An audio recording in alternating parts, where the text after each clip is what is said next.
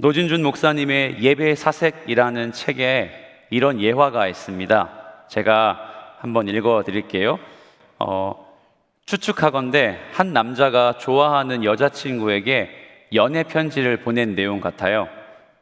아마 롱디인 것 같아요. 멀리 떨어진 채로 연애를 하고 있나 봅니다. 보고 싶은 아무개에게 저는 지금 사랑하는 당신이 정말 보고 싶습니다. 이 세상이 사막과 같다면 나는 지금 뜨거운 모래 사막을 기어서라도 당신에게 갈 수 있습니다. 이 세상이 태평양 바다와 같다면 상어가 득실거린다 할지라도 목숨을 걸고 당신에게 헤엄쳐 가고 싶습니다. 당신을 보기 위해 사나운 맹수들이 있는 곳을 지나야 한다면 얼마든지 그 맹수들과 싸워 당신의 얼굴을 볼 것입니다. 이토록 당신이 정말 보고 싶습니다. 이번 주 목요일 당신을 꼭 보러 갈 겁니다. 만약 비가 오지 않는다면 당신 있는 곳으로 가겠습니다. 바다의 상어, 무서운 맹수, 뜨거운 사막을 거뜬히 이길 수 있는 이 사람의 사랑 고백은 만약 목요일에 비가 오면 여자친구를 보러 가지 못할 것 같아요. 그 무엇도 무서울 게 없는 이 친구의 사랑 고백이 이 편지를 읽는 여자친구에게 얼마나 전해질까요? 비를 무서워서 여자친구를 보러 갈 수 없는 이 사람의 실제적인 사랑을 보면서 저는 이 예배사색이라는 책을 통해 하나님과 나와의 관계 속에서, 인생과 인생의 관계 속에서 그 관계를 표현하는 실제는 진짜 필요하구나 라고 생각하게 되었습니다. 여러분, 누구를 사랑하는 말보다 그 누구를 사랑하는 행동과 표현이 더 실제적인 거 아시죠? 누구에게 감사하는 마음을 갖는 것보다 감사하는 마음을 표현하고 나타내는 것이 더 실제적이라는 거 우리 다 알지 않습니까? 우리가 오늘 본문을 볼 때 한 사람이 등장하고 그 사람이 거절감과 무언가에 쫓기고 무언가에 외면된 상태에서 예수 그리스도를 만납니다. 이 사람은 철저하게 그 누구에게 무엇을 표현하지도, 그 누구에게 자기 상태를 나타내지도 못하고 아주 오랜 시간 동안 어딘가로 격리되어 있는 상태였습니다. 본문을 한번 보면서 우리가 함께 하나님이 오늘 저와 여러분에게 무엇을 원하시는지 깊이 한번 묵상해 보길 부탁합니다. 오늘 본문의 주인공은 나병 환자입니다. 나병 환자. 구약 성경에 나병 환자는 꽤나 많이 나오죠. 나병을 우리식으로 바꿔서 말하면 문둥병 정도로 이야기할 수 있고 혹은 한센병이라고 부르기도 합니다. 구약 성경의 나병 환자는 병 이외에 하나님께 저주를 받은 사람 취급을 당했어요. 그리고 사람에게도 하나님께 저주받았으니까 저주받은 사람과 어울릴까요? 사람들이? 그렇지 않죠. 사람들에게도 철저하게 외면당한 존재였습니다. 그래서 나병에 걸리면 하나님에게도 나갈 수 없고 사람도 만날 수 없고 철저하게 격리당하고 외면당할 수밖에 없는 그런 존재였습니다. 그 사람이 오늘 본문에 보니까 예수님에게 다가갔습니다. 예수님에게 나아갔어요. 여러분 혹시 기억나세요? 우리가 3주 동안 예수님이 특정한 지역, 도시에서 복음을 전하셨고 그 지역의 회당, 그 지역의 어떤 사람의 집, 그렇게 복음을 전도하시면서 하나님의 나라의 복음을 나타내셨습니다. 그렇죠. 그런데 이렇게 연이어서 하나님 나라의 복음을 전하시느라 바쁜 예수님 앞에 병자가 나와서 무언가를 고백합니다. 그 무언가가 무엇이죠? 내 병을 좀 고쳐주십시오라고 그렇게 고백하죠. 여러분, 우리에게 이 본문은 교회 좀 다녀보신 분이라면 친숙할 만한 본문입니다. 그래서 매우 쉽죠. 혹시 이런 설명이 납득이 되실지 모르겠지만 제가 한번 설명을 드려볼게요. 우리가 만약에 병에 걸리고 삶에 어려움이 있으면 무조건 예수님 앞에 찾아가서 예수님, 내 삶을 좀 고쳐주세요 라고 기도해야 된다.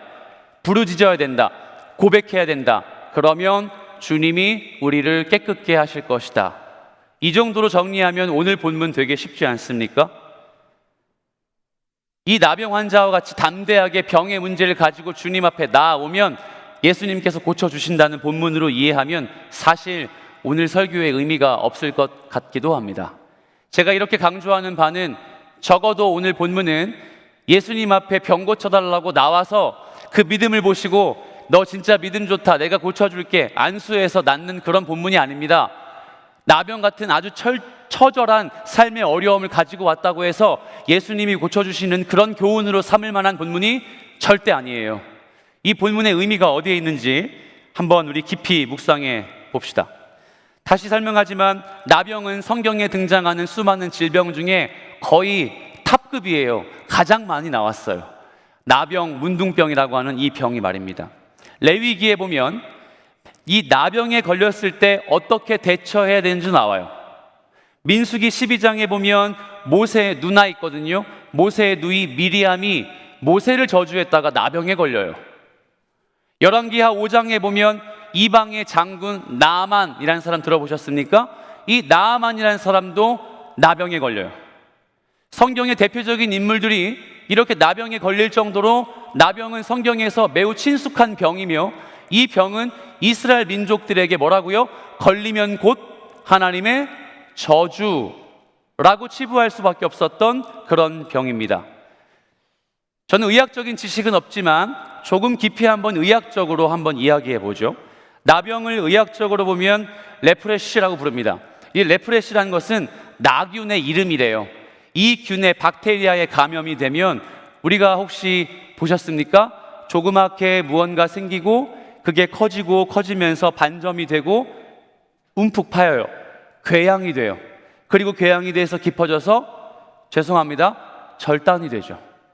그런데 이 처절한 외적인 아픔, 혹시 그 코가 없는 나병 환자 보신 적 있습니까?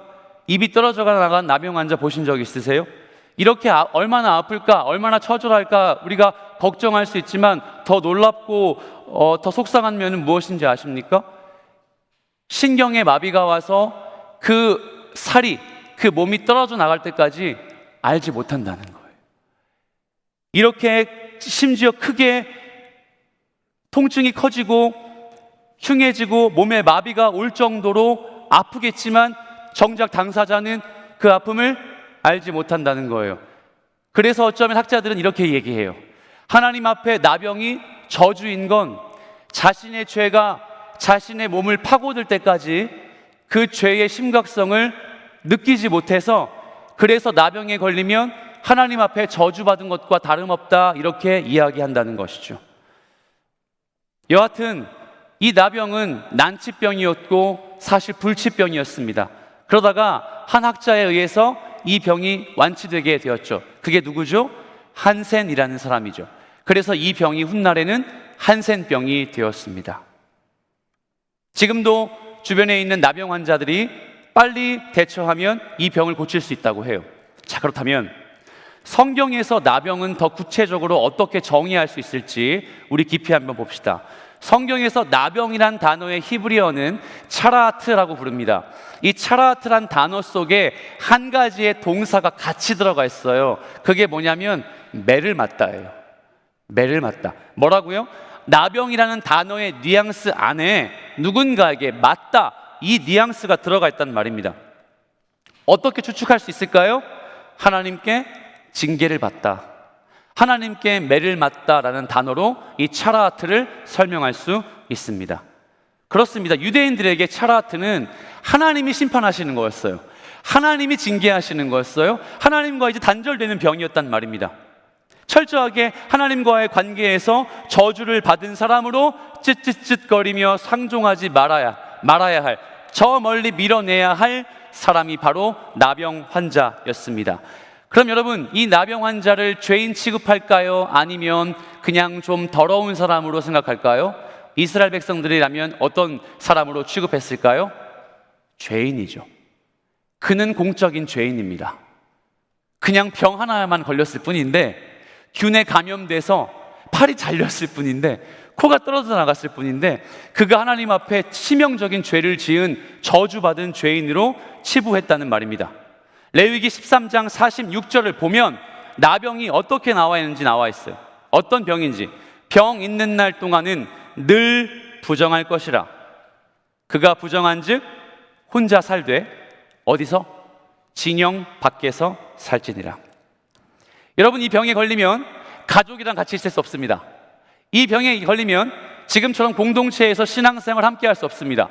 이 병에 걸리면 누구든지 속죄일에 주님 앞에 나와 제물을 드리며 하나님을 예배할 수 있어야 되는데 그러지 못합니다. 철저하게 진 밖으로. 여기서의 진 밖으로가 어떤 의미인지 아세요? 우리 집 근처에 오지마가 아니라요, 이스라엘 전체 민족에 상관없는 지역으로 몰려요. 얼굴도 볼 수 없고 상종할 수 없어요. 부정하기 때문에. 이 병이 제사장에 의해서 확진 판정을 내릴 때까지 그는 진 안으로 들어와 공동체 안에서 함께 하나님의 이름을 부르는 건 불가합니다. 하나님 앞에서 저주받은 고통, 그로 인해 이스라엘 공동체 안에서 철저하게 거절, 외면당할 수밖에 없는 게 누구라고요? 나병 환자의 특징이에요. 여러분, 이 점이 우리에게 정말 중요합니다. 왜요? 나병 환자는 철저한 거절감 속에 살아가고 있기 때문이죠. 그 누구에게도 손을 내밀면 그는 그 손을 잡아주지 않습니다. 아니, 내밀 손조차 없어서 내 아픔을 누군가에게 가지고 꺼내어 가서 나누고 싶은데 그렇게 그 이야기를 들어줄 사람이 없고 오히려 그를 외면합니다. 철저하게 거절감 속에 사로잡혀 있는 게 나병 환자의 실상입니다. 사랑하는 여러분, 우리가 이 나병 환자와 같은 일상을 보내지 않습니까? 한번 이렇게 적용해 보면 어떨까요? 내가 예수 믿고 그리스도인이 되어 내가 알고 있는 성경의 가치관대로 살고 내가 배운 성경의 세계관대로 살아갈 때 세상에서 전혀 다른 세속적인 가치관을 가지고 살아가는 사람들이 나에게 거절감을 안기고 나에게 외면을 줄 때 여러분, 거기에 희열을 느낍니까? 상실감을 느낄 것 같습니까? 우리는 대부분 그렇죠. 상실감을 느껴요. 내 믿음이 믿음대로 주님 앞에 강건하게 서 있으면 서 있을수록 우리는 세상의 외면과 세상이 주는 거절감을 이겨내지 못하고 상실감과 어려움 속에 살아가며 그 삶을 뒤로하고 이 예배당에 모입니다.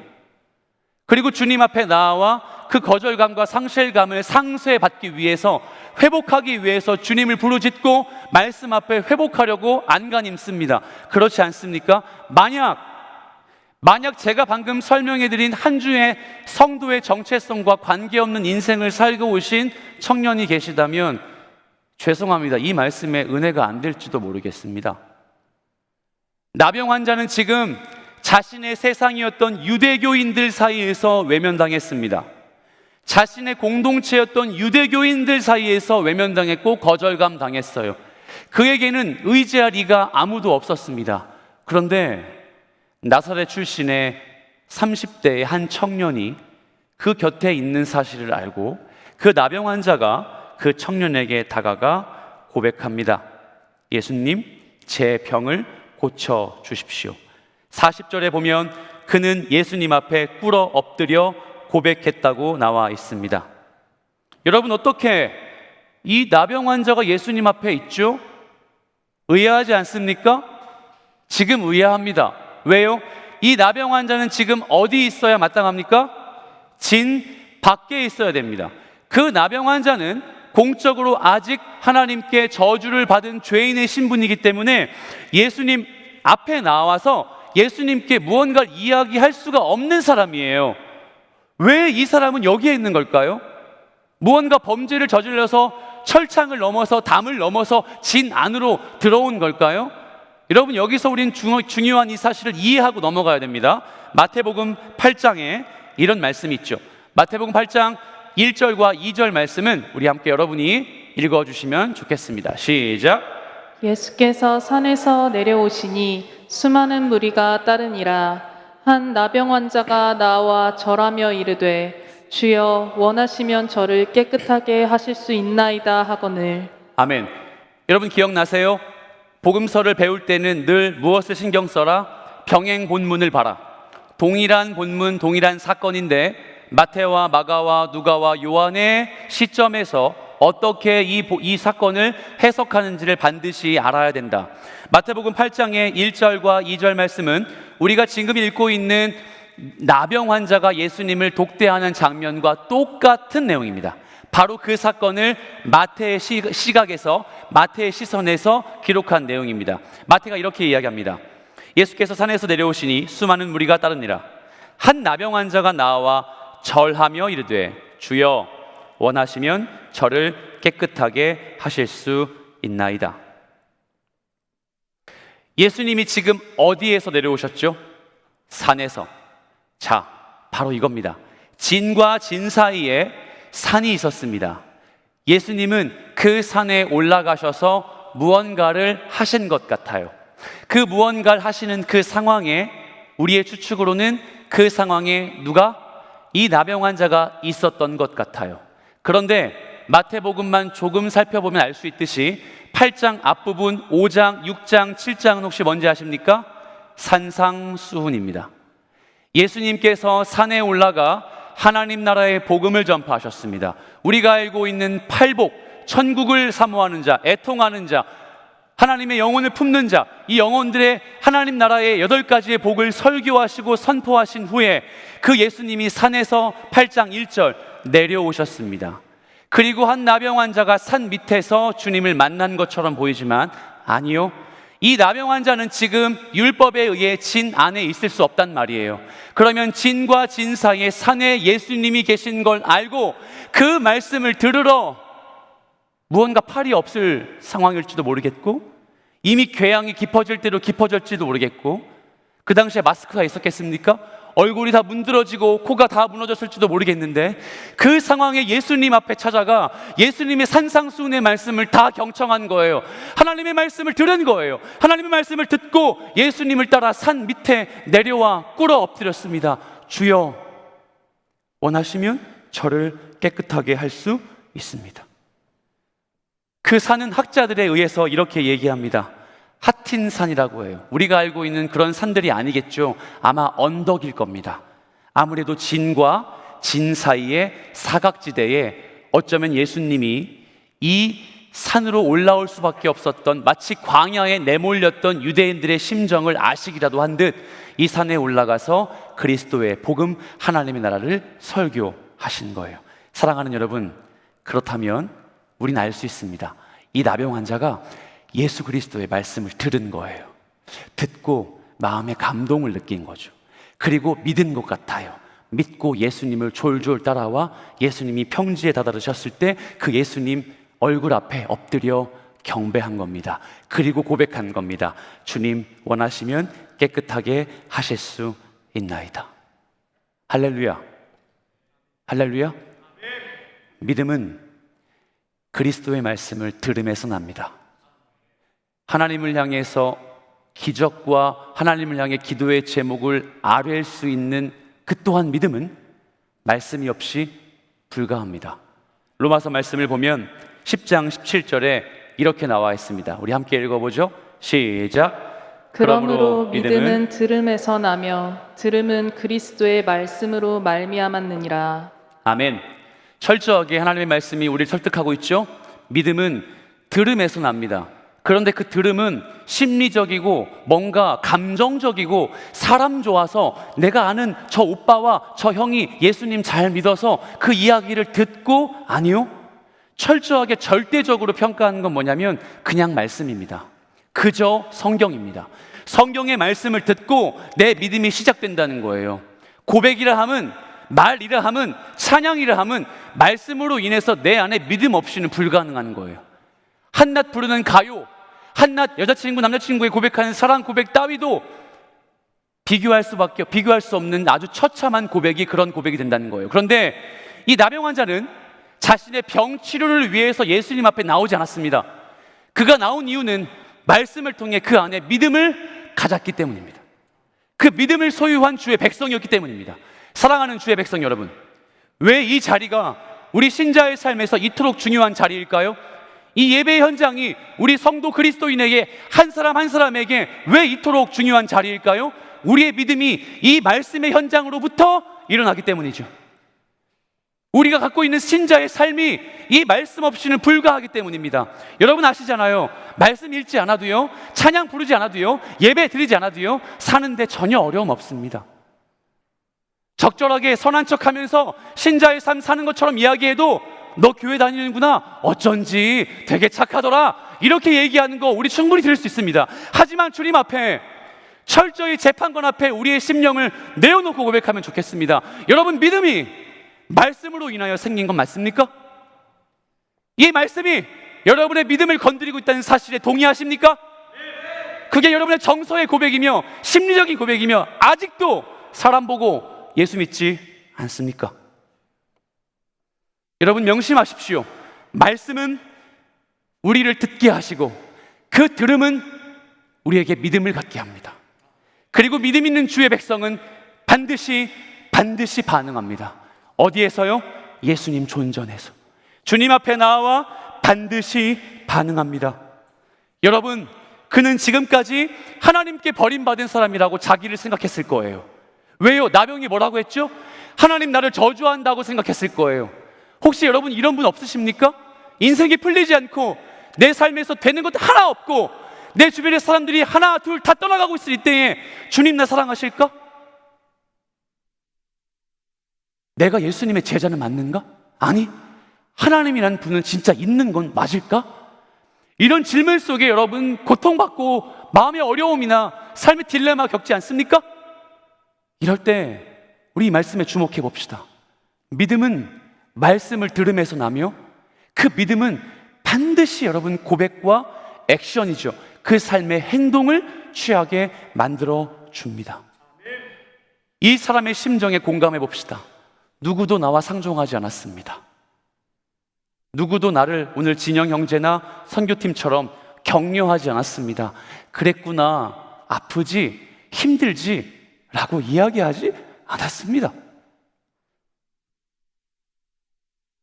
오히려 그를 진 밖으로 밀어내고 아휴, 더러운 놈, 저주받아 마땅한 놈, 생전에 무슨 죄를 지었길래, 애비가 어떤 죄를 지었길래 이렇게 하나님께 저주를 받아? 우리가 상상을 해보면 그렇게 이 나병 환자는 정죄 받았을 것 분명합니다. 그런데 그 거절감이 말씀, 산상수훈의 말씀 한 구절, 한 음성에 의해 기대와 소망으로 바뀌었어요. 거절감이, 낮은 존재감이, 주님 앞에 외면당함이 기대와 소망으로 바뀌었습니다. 여러분, 말씀이 그런 거예요. 하나님의 말씀이 여러분의 존재를 바꿔놓으시는 거예요. 하나님의 말씀이 여러분의 거절감과 외면감을 기대와 소망으로 분명히 바꿔놓으시는 거예요. 이 사실을 전적으로 신뢰하시는 여러분 되시길 예수 그리스도의 이름으로 축복합니다. 아멘. 그런데 그가 주님께 나와 뭐라고 이야기했죠? 예수님, 저 좀 고쳐주세요. 제 코가 무너졌습니다. 예수님, 제 팔이 지금 떨어지려고 하는데 신유의 은사를 좀 펼쳐주셔서 팔이 자라게 해주세요. 뭐 이런 저급한 고백을 했습니까? 아니요. 그는 이렇게 이야기했습니다. 당신이 원하시면 저를 깨끗하게 하실 수 있습니다. 뭐라고요? 당신이 원하시면. 저를 좀 보겠습니까? 여기에 당신이 원하시면 이란 단어는 어떤 표현일까요? 결정권이 나에게 없습니다. 처절하고 아파도 이 환경 변하고 싶은 결정을 내가 못 내립니다. 누가 내립니까? 주님이. 떨어져가는 팔이 너무도 안쓰럽고 힘들어서 견딜 수 없고 살 수 없는데 이 환경의 변화, 삶의 변화조차도 내 능력, 내 힘으로 할 수 없고 주님이 원하시면 할 수 있습니다 라고 그렇게 고백합니다. 그는 병 낫기 위해 예수 앞에 오지 않았어요. 인생의 삶의 주권을 주님 앞에 양도하기 위해 나왔습니다. 여러분, 우리가 이 청년의 때에 이 나병 환자와 같은 삶을 사는 우리의 이 시점에 이렇게 한번 또 우리 고민해 볼까요? 여러분에게 결정하라고 손쉽게 제안 드리진 못할 것 같아요. 너무 어려우니까. 하지만 이렇게 고민해 보는 건 어떨까요? 하나님이 내 주인이십니다. 내 삶의 결정권 1도 없으니 삶의 모든 일거수일투족의 결정권을 주님께 내어 맡깁니다. 원하시면 저를 깨끗하게 해주십시오. 만약 우리가 이 나병 환자라면 이렇게 말할 수 있을까요? 오히려 주님은 그 일을 충분히 하실 수 있는 분이기 때문에 시간이 없습니다. 그냥 말 한마디만 하시면 저 깨끗하게 하실 수 있는데 그것 좀 해주십시오. 저라면 그렇게 얘기할 것 같아요. 근데 여기서 보십시오. 원하시면 그 다음에 뭐라고 나오죠? 깨끗하게 하실 수 있다. 깨끗하게 하다. 이게 어떤 뜻일까요? 이건 이 깨끗하게 하다라는 단어를 쓸 수 있는 유일한 사람이 있었습니다. 누구 같으세요? 제사장. 이 나병의 확진 판정을 내릴 수 있는 사람은 오로지 그 당시에 제사장밖에 없었어요. 이건 전적으로 의학적인 단어가 아닙니다. 코로나19에서 확진되었습니다. 아니요, 이건 제사의 용법이에요. 제의의 용법이에요. 그러면 제사장이 누구랑 교제하죠? 하나님이죠. 제사장만이 하나님을 향해 이 나병 환자 깨끗해졌습니다 라고 할 수 있는 제사장만의 특권을 지금 이 사람이 누구에게 부탁하고 있는 겁니까? 예수님이에요. 이거 어떤 걸까요? 나병을 고쳐달라고 말하는 게 아니라는 거 보이시죠? 그는 지금 주님 앞에 예배하고 있는 거예요. 내 삶의 주권을 주님께 드립니다라고 고백하고 있는 거예요. 말씀이 내 심령에 찾아오면 예배할 수밖에 없습니다. 말씀이 내 삶에 후벼파 들어오면 감동이 일어난다고요? 아닙니다. 은혜 받는다고요? 말도 안 돼요. 말씀이 여러분의 심령 안에 들어오면요, 아파요. 쑤시고요, 저립니다.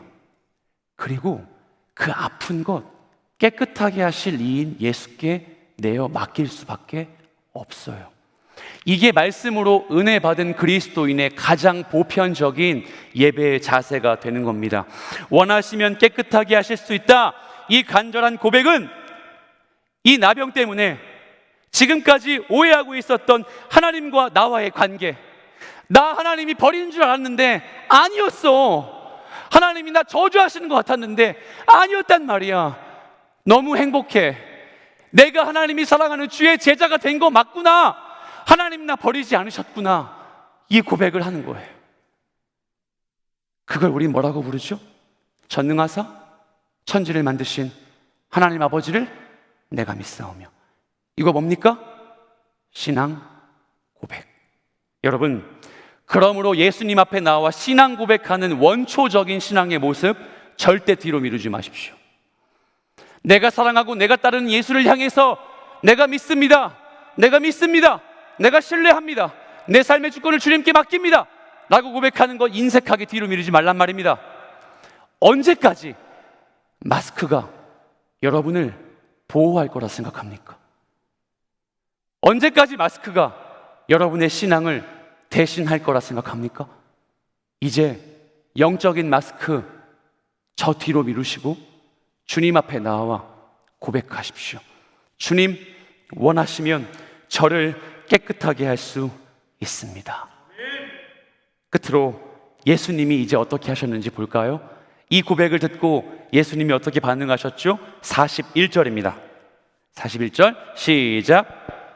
예수께서 불쌍히 여기사 손을 내밀어 그에게 대시며 이르시되 내가 원하노니 깨끗함을 받으라 하시니. 아멘. 자, 눈을 감고 예수님이 어떻게 나병 환자에게 다가가셨는지 한번 그려볼까요? 예수님이 좀 따뜻한 것 같죠? 따뜻하게 나병 환자에게 다가가 말씀만 하지 않고 그를 만졌어요. 내가 원해, 너 깨끗함 받아, 이렇게 말만 하시면 되겠는데 만졌어요. 이상하죠? 만지면 안 되는데. 왜요? 감염될까 봐? 아니요. 당시에 유대인들은 나병 환자와 접촉해서는 안 됐습니다.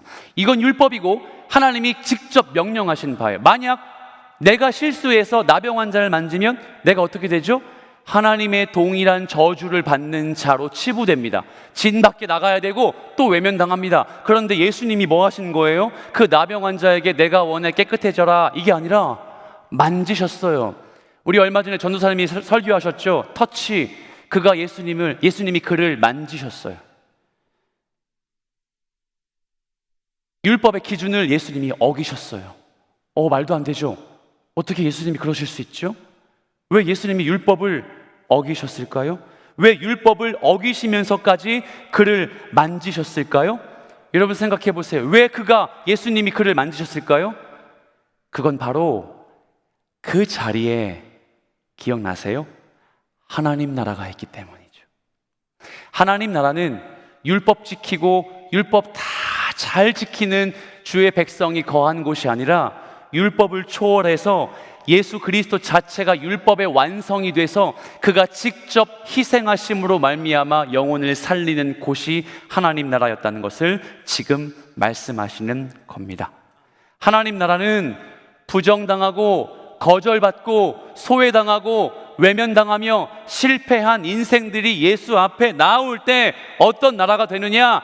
그가 우리를 만지셔서 거절감이 회복으로, 소외감이 핵인싸로, 주님 앞에 더 이상 고아가 아니라 주님이 나를 주목하시는 완벽한 하나님 나라의 사명으로 사는 주의 백성으로 만드시는 그곳입니다.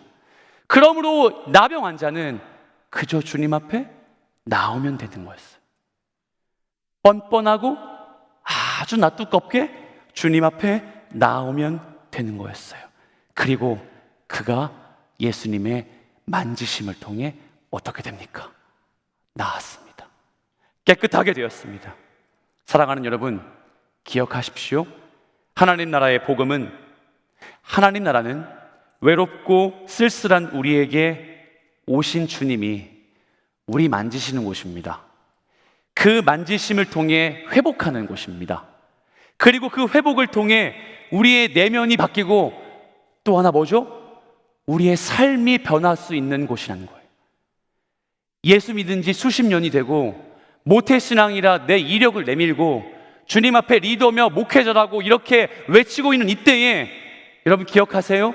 예수 믿고 삶이 전혀 달라지지 않았다면, 저 콧대 높은 그리스도인의 자존감을 지키기 위해 그렇게 낮은 자리로 임하는 예수님을 닮아가지 않으려고 소리치는 사람이 된다면, 주님 우리에게 이렇게 말씀하시는 겁니다. 하나님 나라의 복음을 아직은 모른다. 곧 그 사람의 나병이 떠나고 깨끗하게 되었습니다. 그런 후에 예수님은 그 사람에게 마지막 당부를 남기시죠. 이 사람아, 44절입니다. 삼가 아무에게 아무 말도 하지 말고 가서 네 몸을 제사장에게 보이고 네가 깨끗하게 되었으니 모세가 명한 것을 드려 그들에게 입증하라 하셨더라. 아멘. 예수님이 좀 생뚱맞은 표현을 하신 것처럼 보이지만 기뻐하고 자기 병이 나은 걸 어쩔 줄 몰라 뛰어 경배하는 그에게 어쩌면 좀 차분한 어조로 진정해, 아무에게도 이 말하지 마, 네가 고침받았다는 거 이야기하지 말고 첫 번째 제사장에게 보여, 두 번째 모세가 정한 예물을 드려. 여러분, 모세가 정한 예물은 뭘까요? 레위기 14장 2절을 보면 나병 환자는 예수님의 그 명령처럼 정결하게 되려면 제사장 앞에 나와서 제사장님, 저 나병 나았는지 이제 확진 판정해 주세요. 그러면 그래, 너 깨끗하게 되었구나, 이제 진 안으로 들어와, 하나님의 저주가 없어졌으니 이제 주님을 예배해라 라고 하는 거예요.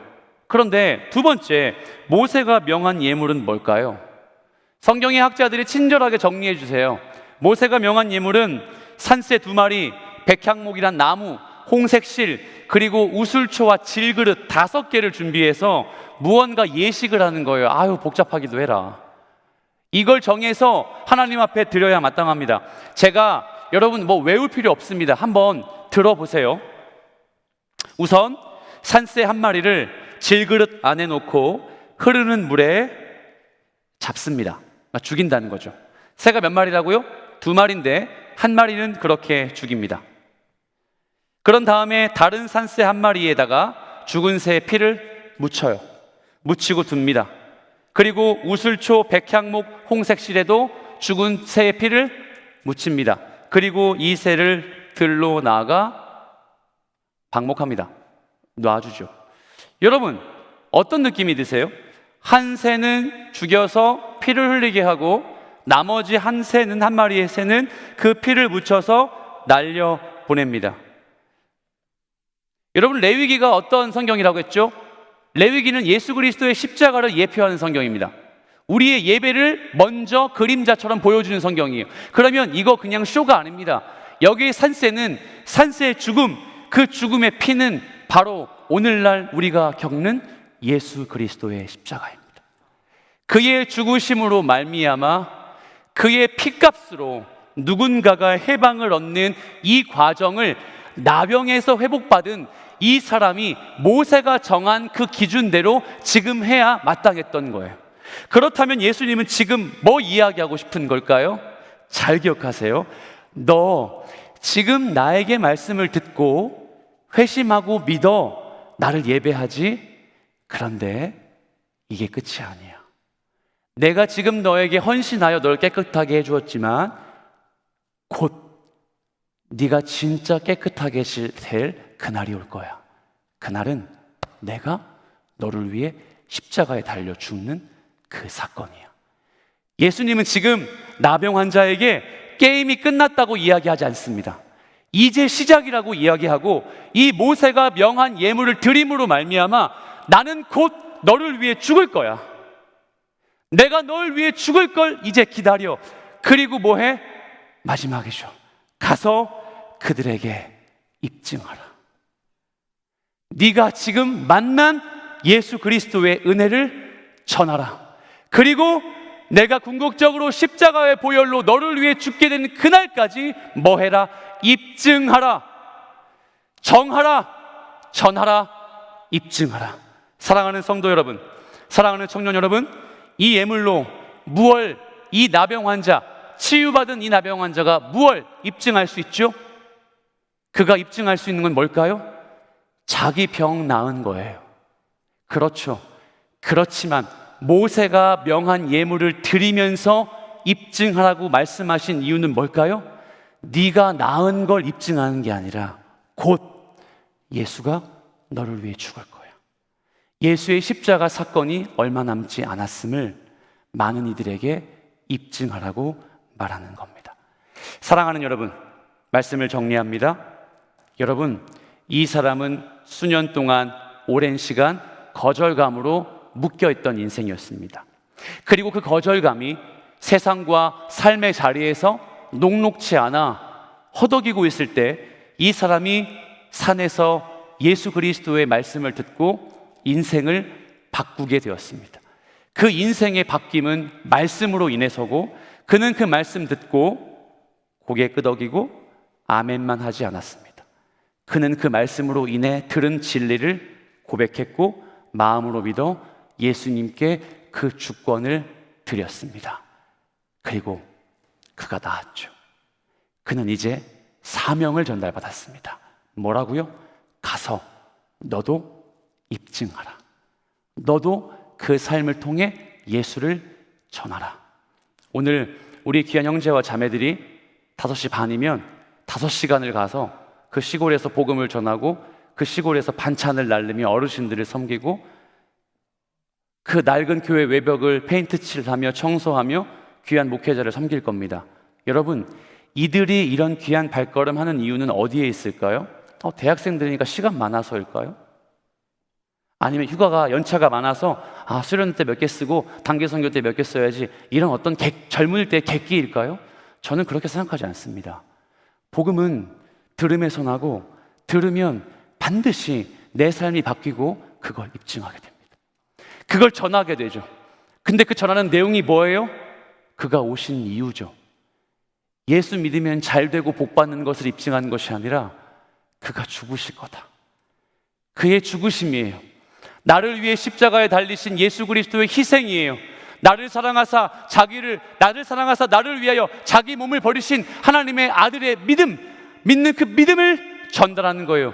여러분, 이들이 장흥에서 젊은이의 인생을 소진하고 있을 때 여러분, 내일부터 목요일까지 어디서 뭐하고 지내실 겁니까? 그냥 이 친구들 나름대로 갖춰진 티 입고 복음 전하면 됩니까? 아니요. 우리가 공동체로 모였다면 여러분의 자리에서 선교사의 마음을 품고 입증해야 할 주의 백성의 자세를 가지고 이 인생을 사일의 삶을 살아주셔야 됩니다. 잘 지내고 있어? 선교 잘하고 있어? 아니, 연락하지 마세요. 그게 아니라 내가 있는 그 자리에서 예수 그리스도의 십자가의 보혈을 드러내야 되는 거예요. 이거 결단할 수 있습니까? 이 결단이 여러분의 축복하는 두 손을 담아 이 친구들에게 전달되는 것이고, 그게 예수님이 기뻐하시는 복음의 입증이 된다는 겁니다. 이 은혜와 도전이 살아계신 예수 그리스도의 이름으로 여러분의 한 주의 삶 속에 은혜 가득하길 예수 그리스도의 이름으로 축복하며 격려합니다. 아멘. 다 같이 자리에서 일어나겠습니다.